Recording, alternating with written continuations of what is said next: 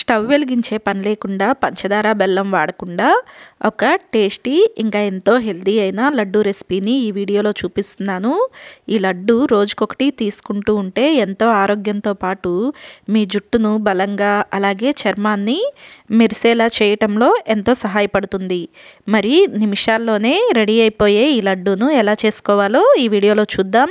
Welcome to Vantalammi. నేను మోనిక. మీరు గనక ఈ ఛానల్ను మొదటిసారిగా చూస్తున్నట్లయితే తప్పకుండా సబ్స్క్రైబ్ చేసుకోండి.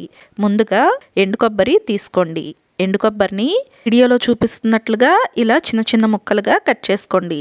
ఇలా చిన్న ముక్కలుగా కట్ చేసుకున్న ఎండు కొబ్బరి 1 కప్పు వరకు తీసుకోండి. ఈ ముక్కల్ని ఈ ఎండు కొబ్బరి ముక్కలను మిక్సీ జార్లోకి తీసుకుని మెత్తగా గ్రైండ్ చేసుకోవాలి. బరకబరకగా లేకుండా ఎక్కడ చిన్న చిన్న ముక్కలు మిగిలిపోకుండా వీలైనంత మెత్తగా గ్రైండ్ చేసుకుని ఒక ప్లేట్లోకి ఈ పౌడర్ మొత్తాన్ని తీసుకోండి.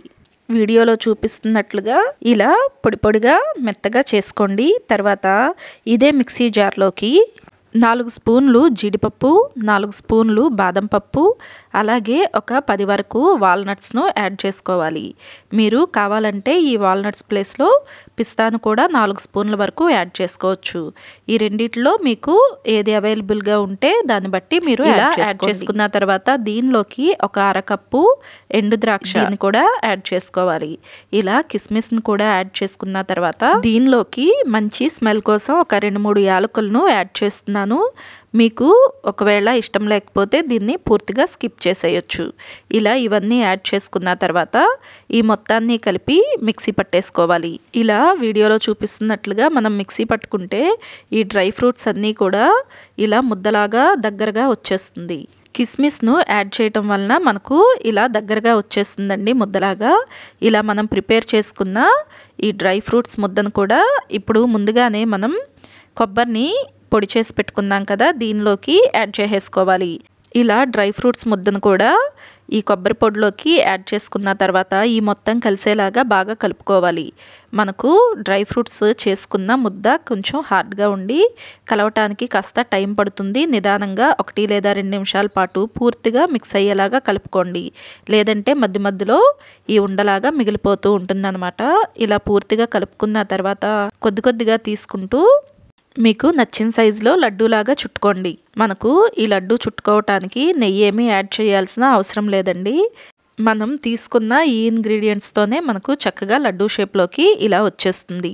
ఇలా మిగిలిన పిండితో కూడా లడ్డూలాగా చేసుకోండి. అలాగే ఈ లడ్డూను చేసేటప్పుడు మనం ఎండు కొబ్బరిని యూజ్ చేస్తున్నాం కాబట్టి ఇలా కాస్త గట్టిగా నొక్కి చూస్తే దీనిలో నుండి ఆయిల్ కూడా రిలీజ్ అవుతూ ఉంటుంది. దీనిలో మనం బెల్లం కానివ్వండి, పంచదార కానివ్వండి ఏమీ యూజ్ చేయట్లేదు. మనం యాడ్ చేసిన కిస్మిస్ల నుండే ఈ లడ్డూకు తీదనం అనేది వస్తుందండి. డ్రై ఫ్రూట్స్తో చేసే ఈ లడ్డూను రోజుకొకటి తీసుకుంటూ ఉంటే ఆరోగ్యంతో పాటు చర్మం ఇంకా జుట్టు కూడా ఎంతో షైనింగ్గా ఉంటుంది. ఈ లడ్డూను స్కూల్కి వెళ్ళే పిల్లల దగ్గర నుండి పెద్దవాళ్ళ వరకు ప్రతిరోజు ఒకటి తింటూ ఉంటే ఎంతో ఆరోగ్యంగా ఉంటారు. మరి ఈ లడ్డూ రెసిపీ మీకు నచ్చిందా? అయితే డ్రై ఫ్రూట్స్తో చేసే ఈ టేస్టీ ఇంకా ఎంతో హెల్దీగా ఉండే నిమిషాల్లోనే రెడీ అయిపోయే ఈ లడ్డూను మీరు కూడా తప్పకుండా ట్రై చేయండి.